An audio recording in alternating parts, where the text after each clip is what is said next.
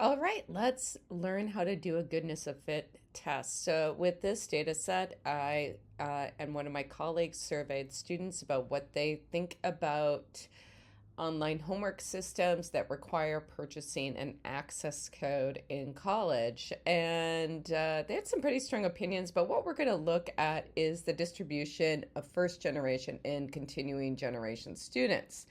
So I have that information regarding demographics over here. And what I am going to do is run a goodness of fit test to see if the distribution of first gen and continuing gen is 50-50, or if it's even distribution, or if it's not. So what we'll do is we'll go to Analyze, Non-Parametric Tests, Legacy Dialog, chi-square, and then pretend that those variables weren't there. But we're going to go to first gen, 0 is no and 1 is yes, is there. And we're going to say all categories equal. So that would mean that the distribution should be even.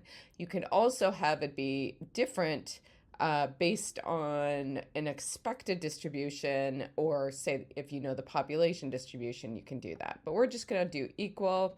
For options, we can throw in descriptive statistics, click continue, and OK. And what we can see here is I like to put my dummy coding in the variable name, so I keep track of it. Of course, you can label as well using the labels in SPSS, but 0 is no, they are not first generation. We have 528. If it were even, we'd be expecting 433.5. And then if they are first generation, that's a 1, and that's here. And we have 867 valid responses for that item. What you can see here is that the chi-square is 41.201, and that is highly significant based on the p-value here of less than 0.011. Our degree of freedom of 1 is 1. In this test, the degrees of freedom are the number of categories minus 1. We do not have a degrees of freedom for the number of participants as you would see with, say, an F statistic.